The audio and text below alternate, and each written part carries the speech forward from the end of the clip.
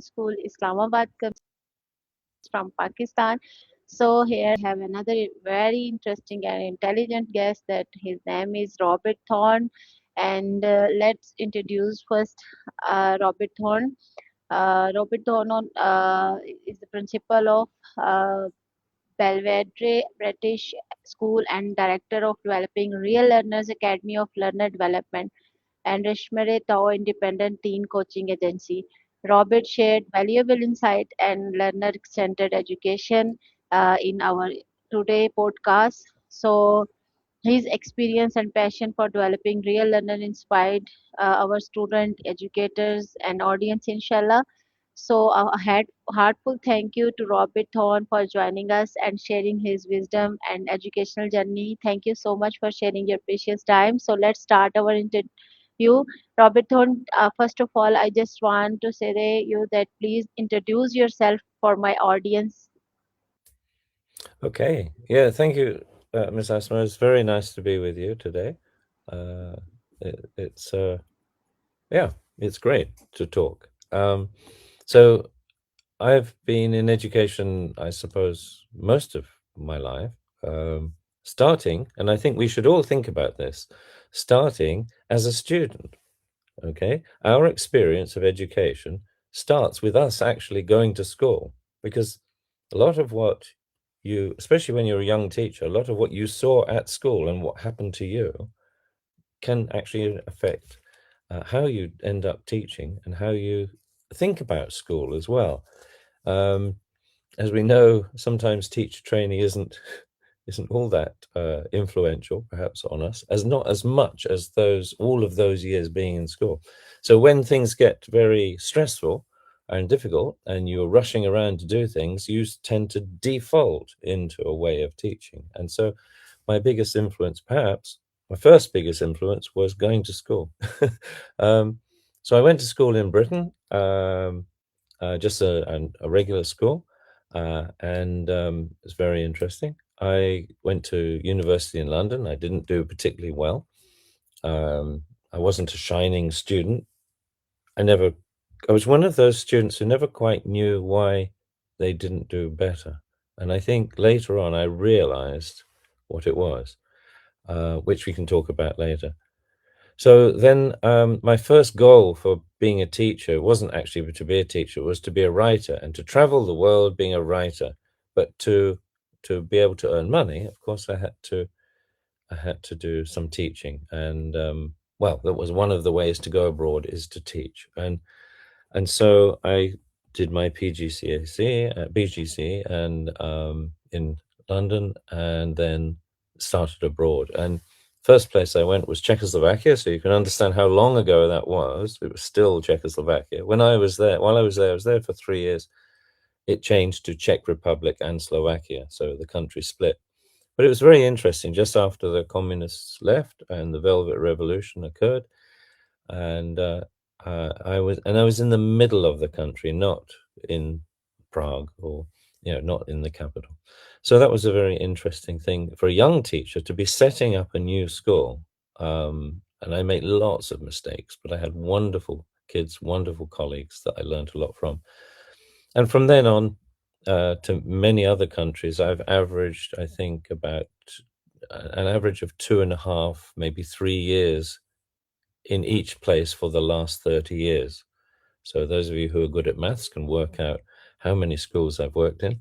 Um, and the longest I've stayed is in Syria, in Aleppo, for 5 years. And that's probably due to my wife, because I went across the border. I was in Turkey. I live in Turkey now. My Okay. wife's from Turkey, just across the border from Aleppo. And I went across the border, met her, and she came with me back to Syria, and she liked it a lot, so we stayed there for 5 years, and then other countries, Switzerland a couple of times, Japan, Qatar, Georgia, the Republic of Georgia, um, and then I worked. I a big and second big influence for me was working with the International Baccalaureate, and especially the learner profile that they have. So they have 10 what they call learning attributes, which are things like communication and inquiry and balance and things like that. There are 10 sort of big things. And that got me very interested a few years ago in what school was all about. There was a big question for me, like what was the point of school? And in fact, another influence is Professor Guy Claxton, who wrote a book called What's the Point of School? He's Okay. very interesting. If you any of your readers, you try and find, you can see him on the internet. You can buy his books; they're a bit expensive, but um, Professor Guy Claxton looked into building learning power, and instead of calling these things learner attributes, now I call them learning powers because children relate to that more. So I say to, very briefly, I say to kids, I've asked kids in many different schools now, what should school really be doing for you? Hmm. And the Yep. answer is amazing. When you spend enough time with them to get to the real answers, not the answers they think you want, but the answers that they really think, it's quite amazing because they come out pretty much with the same thing. We want to be happy and we want to be successful, and we want to be happy and successful, not just in the future, but now too. And if you then ask adults, what learning powers, what human attributes do you think you need to develop in order to maximize your chances for happiness and success in the world, whatever happens in life? Then that's the thing that I was really amazed by, but I shouldn't have been amazed by it, was that in every country that I have asked this question, from Karachi in Pakistan to Leipzig in Germany to Lebanon, Japan, many different places, people have said the same thing. Parents, teachers, adults, even a group of grandparents in Japan came out and said pretty much the same things. And we ended up with 14 of these learning powers, which are, some of them are similar to those from the International Baccalaureate. Some of them are similar to those by Guy Claxton and some other.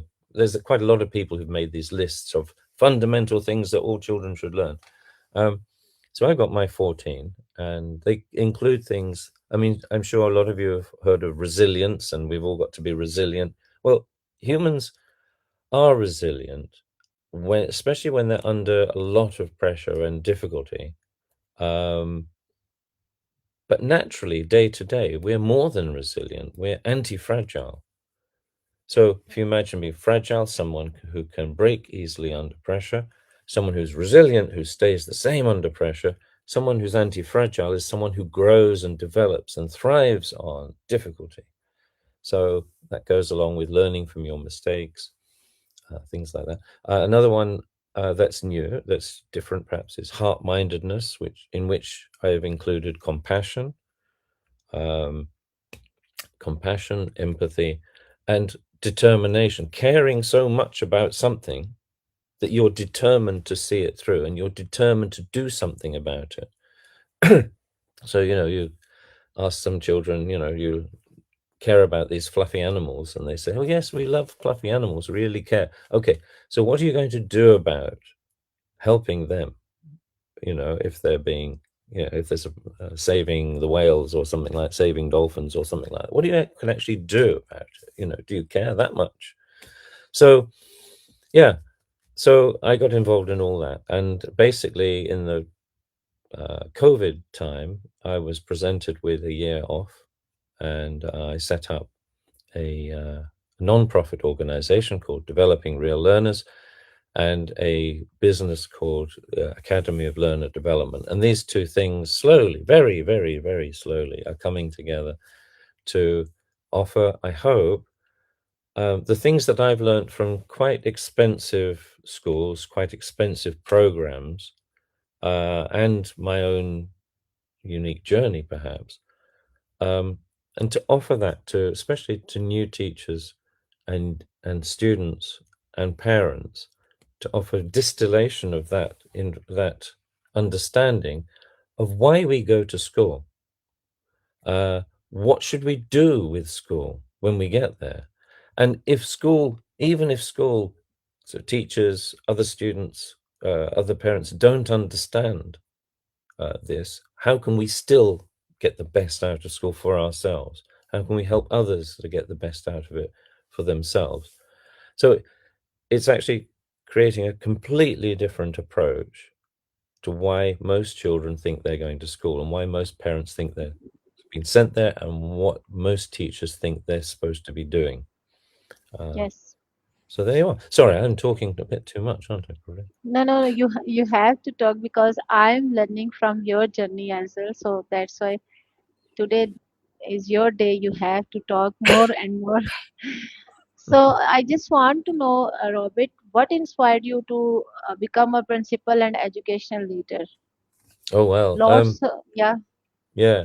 No, that's it's sort of interesting. My When I was in Japan, I had a very interesting, very good principal there, Mr. Ken Sell from Australia, and we had long, long talks about educational issues and things. And he once said to me, because I think I wasn't such a good leader in that school, um, uh, some things had sort of put me off and distracted me, and he said to me, "Look, what sort of leader are you?" And I came up with, "I'm a reluctant leader."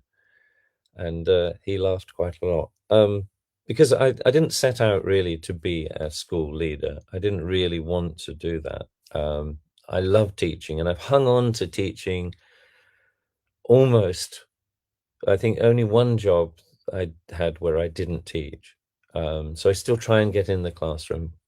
It's actually not allowed in the UAE where I am at the moment. You know, a principal's not allowed to teach, but every now and then you get in and do a special project with the kids. So why did I become a leader? Well, the thing that really started it off was two things. Number one, I got married, and so when we went to Switzerland, I had to take on more responsibility because you get this very fantastic wage in Switzerland, and then the taxes take it all away from you.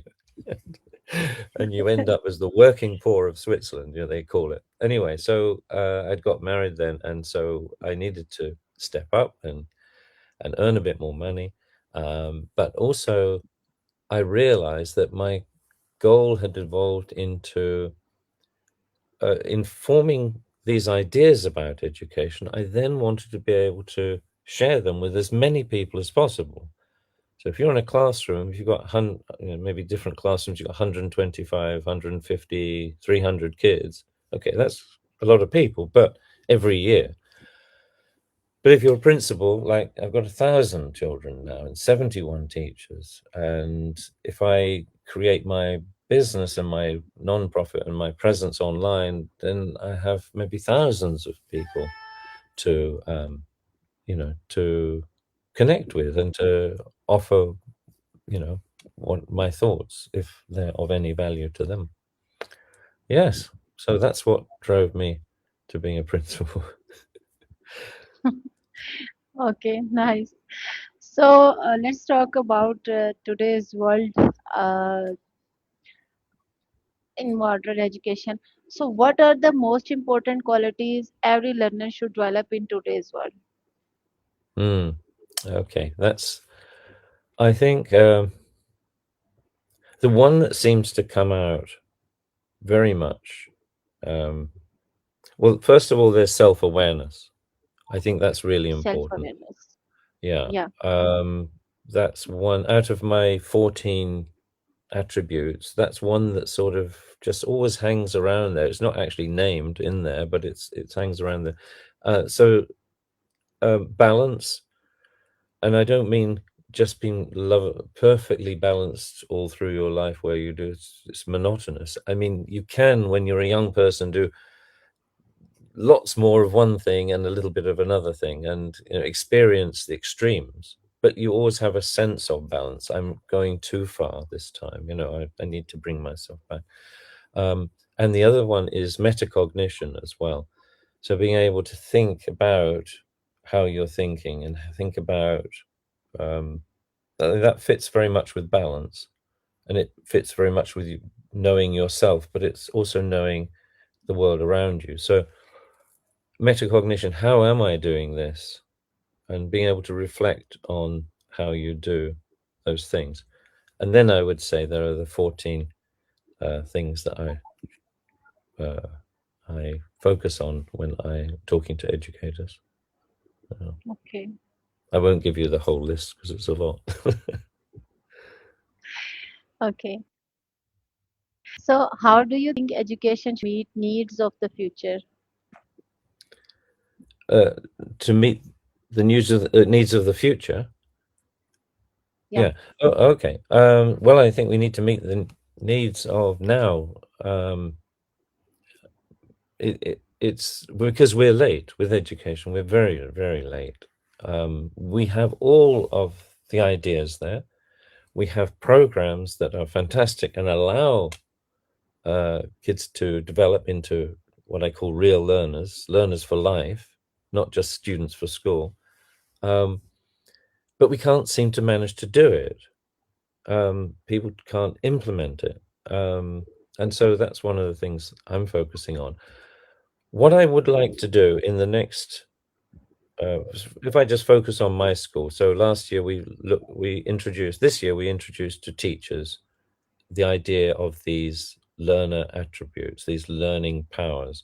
So while you are teaching your triangles or your photosynthesis or whatever, while you're teaching, you can you need to be explicitly teaching and guiding children into these learning powers. So you need to offer them opportunities to collaborate, to communicate, to be curious, to inquire, to care about something, to find a balance, to build metacognition and things. So I think what we need to do is we need to take school and we need to refocus it on, especially in those earlier years, all the way up to when the kids are maybe 12, 13, 14, to really focus on helping those kids become the best learners for life they can be.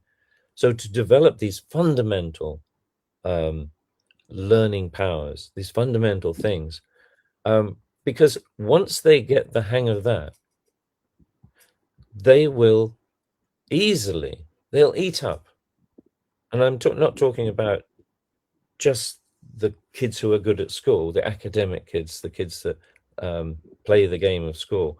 I'm talking about nearly all of the kids will be able to do something like we have IGCSEs, the external exam that you do when you're 16. So from 14 to 16, you do 2 years of GCSE or IGCSE, O levels, that sort of thing. And then you go on to A levels or the IB curriculum or whatever it is, IB diploma. For those, I've seen kids, if we develop them, if we help them to approach education in the right way, they will. You give them the syllabus and say, "This is what we're doing for the next 2 years."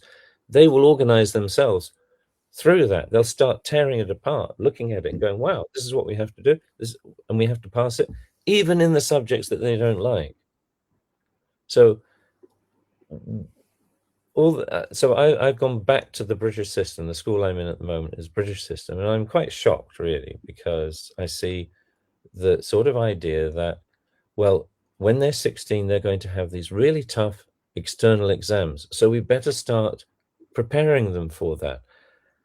And so I turned up, I saw the early years, and I thought, this is a bit funny. They're very sort of like, it's very boring, these classes. And I asked the teachers, and they said, well, we're teaching like this because they have to be ready for year one. And I said, what happens in year one? And they said, well, in year one, 50% of their grade is on a final examination. And I said, what? How can you be having a final examination for year one students? So we got rid of that. So exams, you can prepare kids for exams and like to take the exams, to understand how to take exams, to overcome exam fear. You can do that in maybe maybe 1 or 2 years before you start the exam course. Okay, so there's no need to prepare kids for exams until you get to them. So that gives you a whole almost, not 8, 9, 10 years with young people, helping them to become the best learners they can be, so that um, they understand themselves, they can analyze things, they can ask the right questions, they can communicate what they understand, they can find out for themselves things. Um, I'm not saying we just let them go free. We guide them and help them, and that. But anytime that they're asking questions, we run with those questions. So yeah, that has to change, I think, and I think it's actually maybe um, existential. I was talking to a friend in India the other day about the rise in um, wife beating in India.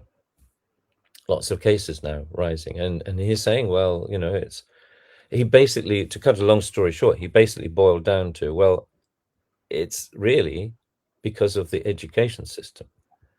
And you can actually look at a lot of things and you can realize that it's because of the education system.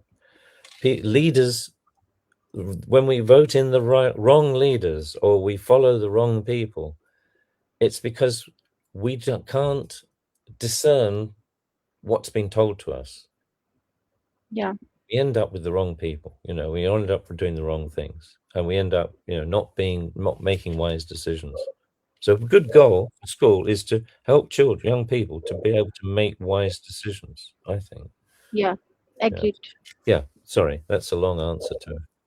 No, it's okay. I'm enjoying your answer. So, uh, you are involved in learner development and coaching. So, I just want to know, what does real learning mean to you? Mm, okay. So real learning is where you are learning about yourself. So you're Okay. learning those things, like, I would say, of the 14 learning powers that we discovered, actually, not just humans have these, but naturally, but many living things have these things, like curiosity, uh, in a way, thinking, detecting something, and then going and responding to it, communicating, balance. These things are actually part of life. But if we just focus on humans, then all humans have the basis of these learning powers, almost from birth. So if you take something like, one of ours is entrepreneurial spirit. Now, okay, you say, well, entrepreneurial spirit, that's about business and things. But when you break it down, it's actually about noticing something. And you notice something and you think, oh, that's not very good, or that could be better. And then you go and you fix it. And that actually starts very, very young. I'm not comfortable lying like this. What can I do about it? Oh, I can turn over. I'm cold. What can I do about it? I can communicate and cry, or I can pick the blanket up and put the blanket over me. So I'm making the world a better place for myself in that case. Yeah. And as we go on, we get children to be able to notice things around them, noticing, being observant, and being able to question then. So being curious, like, that's strange. Why is that like that? Ah, I wonder if it could be better. And then using your innovation and creativity to come up with alternatives that you can, and then using your ability to work with other people to make that better. So that's one of the things we started yesterday, actually, with our students. We had a head boy, head girl, boring student council before that never did anything. And so I opened it up and I said, look, we're going to have a learners, a learners leadership committee. And I think about 100 students turned up to that, to be on the committee. So we've now got a committee of 100 people. But those students already are defining things that they would like to get involved with in leadership within the school and start working on proposals for change in the school. Instead of people just sitting there waiting for the head boy to do something, we've now got 100 Yeah. kids getting involved in leadership, and it's easy as just saying, "Let's do it." you know. So I can't remember what the question was. What skills do you believe schools often overlook but students desperately need? Sorry, what questions do? Yeah, I was asking that what skills do you believe schools often overlook but students desperately Ah, need? okay. Well, um, there's a little bit of a similar answer, but I'll say it quickly. Schools are trying to train, many schools, not all schools, but many schools are trying desperately to train kids for school, to train students for school. If you do this, if you learn this, you'll be able to pass your exams. Okay. Yeah, Now, many kids, as we're seeing, and as we've seen over many years now, they they don't like this. It's not, they can't see the point of it. I think they never saw the point of it. But in the past, perhaps there was less of an urge to, or a feeling, an empowerment that you could reject it. So you had to go along with it. And then, of course, the teachers, I'm sorry, not on purpose, but the education system, the education system has a very neat trick of saying, okay, we're going to teach you. I'm going to come along. I'm a science teacher. I'm going to teach you this science, and hmm, then I'm going to test you on it. And if you did very well, that's great. And if you didn't do very well, then I don't know, try harder. And then next time, if you still didn't do very well, well, maybe you're not a science person. Maybe you're not a maths person. Maybe you're not a language person. Maybe you're the youngest in the family and spoiled. Maybe you're lazy. Maybe all these excuses that we pile onto students, we label them with these things, or they label themselves, or their parents label them. And so you've got half of a class, possibly, who say, I'm not very good because it's me. Okay. Now that needs to be reversed because it's wrong. Um, and then when I was in, I think, yeah, in India and Pakistan, there's the idea of toppers, yeah, where you get the top grade, the kids who achieve 99.9% in their final exams and they're held up to be wonderful. Well, I'm always asking, like, what about the others?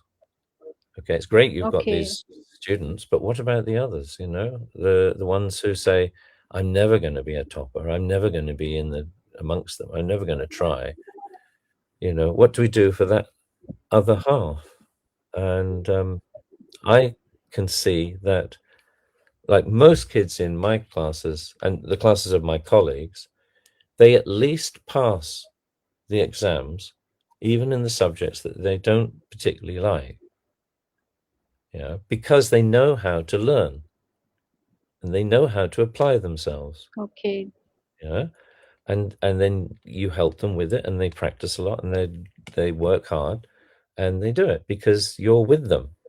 You're not against them. You're not saying, you're stupid or something or agreeing with them. You're saying you can do this. Yeah. So a big turnaround. We need to develop learners for life and stop worrying about training students for school.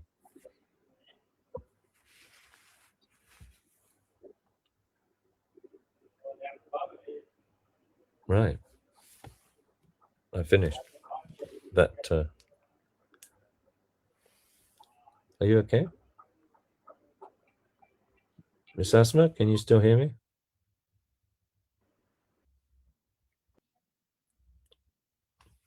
Something going wrong?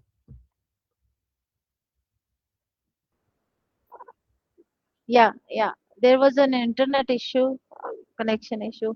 Ah, So I just want okay. to talk about the students' mental and emotional well-being as well. So how can school better Yes. support students for mental well-being? Mm. Okay. Well, it's exactly the same answer.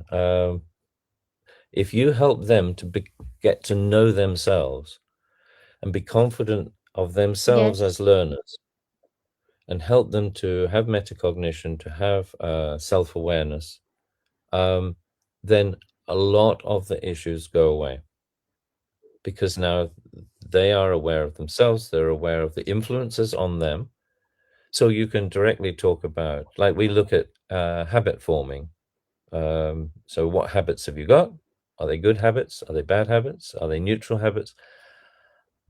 Are those habits leading you into, um, oh, what's it called? Um, Addiction. And how do you recognize Okay. addiction in yourself? How do you recognize addiction in your friends? And then what do you do about it? How do you help them to deal with it? Um, so, there's that sort of side of things. What to do about bullying and things? Well, I'm very happy to see in our school that last year we did have some bullying issues, and this year it's all gone.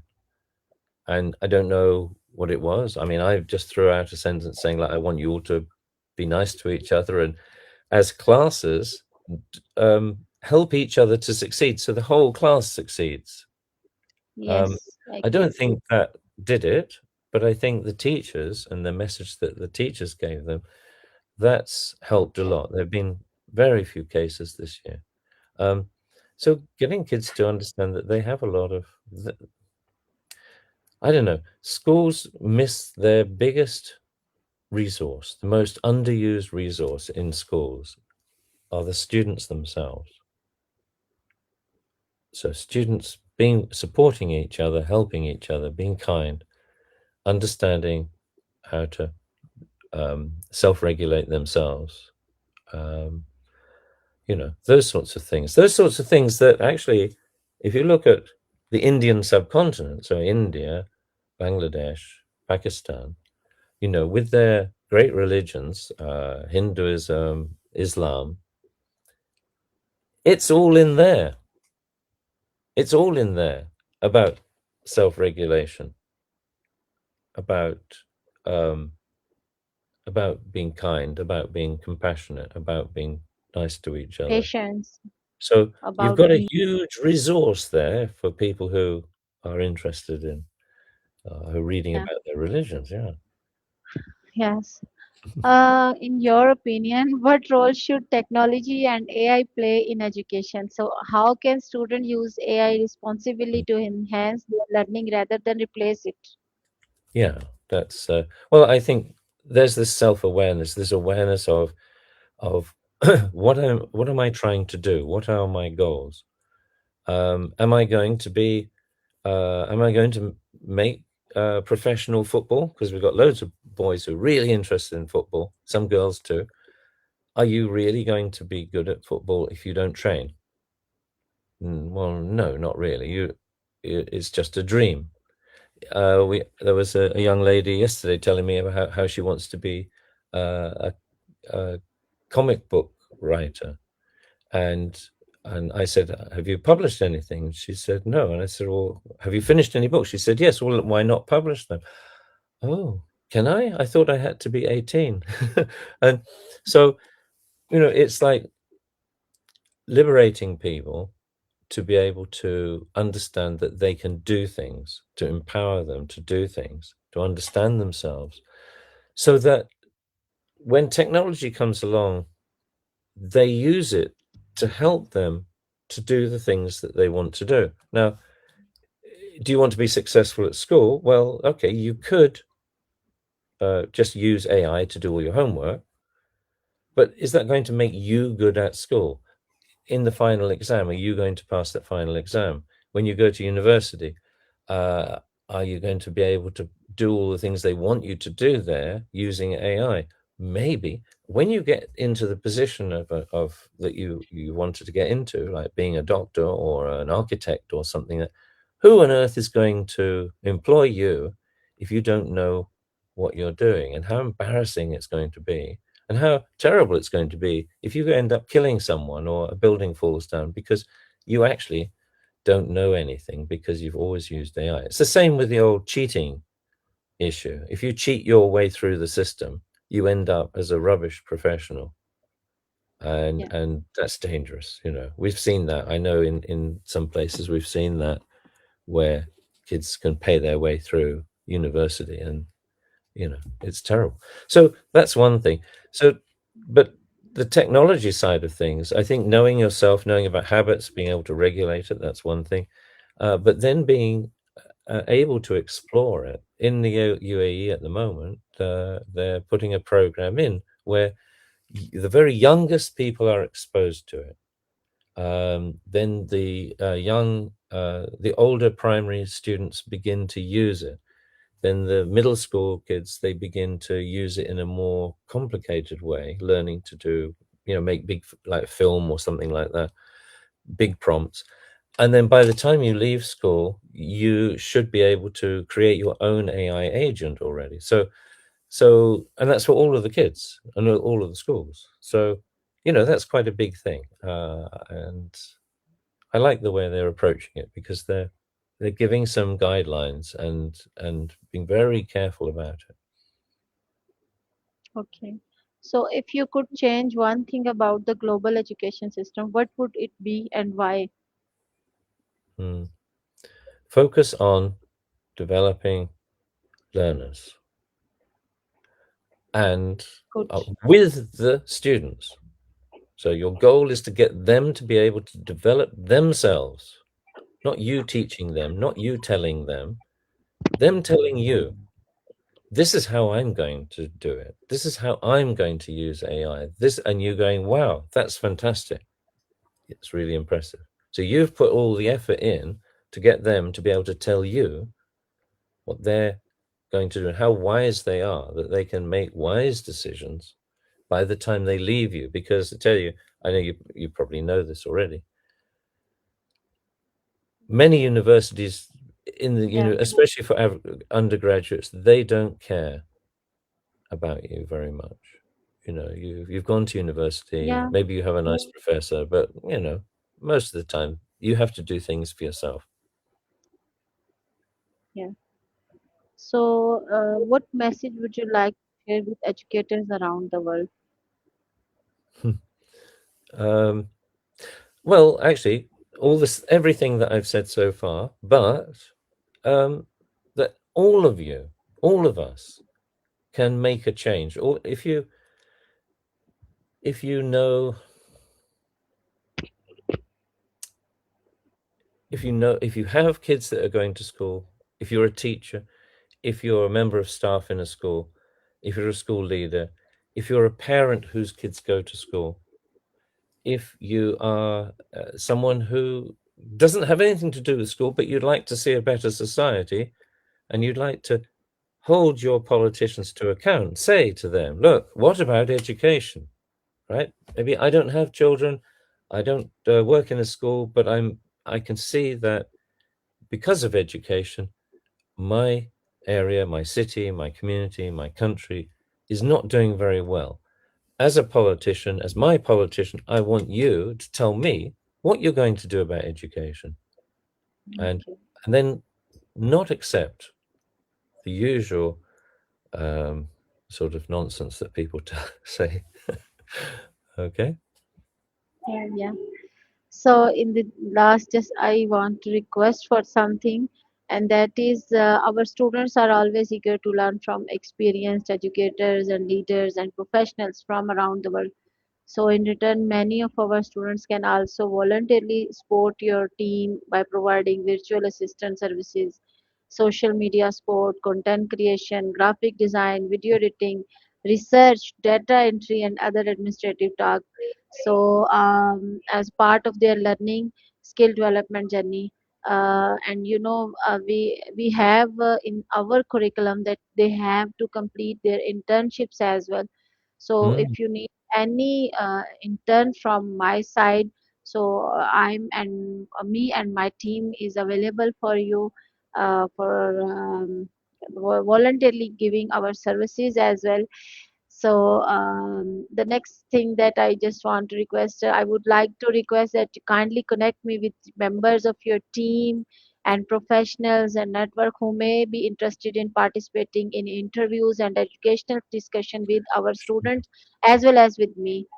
So I will wait for your response because you are a principal, and I learned a lot from your discussion. And this is a very powerful discussion session with you, because I'm principal as well in a digital school. So Mm. I learned from your experiences, and in future I just want to request where I want to connect with you for more learnings and from your experiences as well. So thank you so much for taking the time to join our podcast and share your valuable insights. It was truly inspiring for our students and community.